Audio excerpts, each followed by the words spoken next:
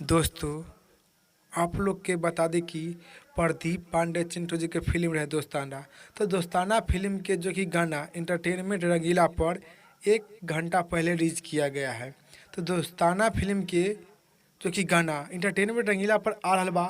तो दोस्ताना फिल्म के हर एक गाना जो कि फ्लॉप हो रहल बा। आप लोग के बता दें कि आज रिलीज किया गया है दोस्ताना फिल्म के गाना, जो कि आप लोग पोस्टर स्क्रीन पर देख सकत बानी और गाना के नाम भी।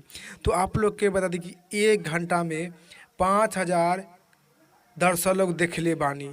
यानी 1 घंटा में 5,000 दर्शक लोग गाना के देखले बानी और प्यार दौड़ले बानी।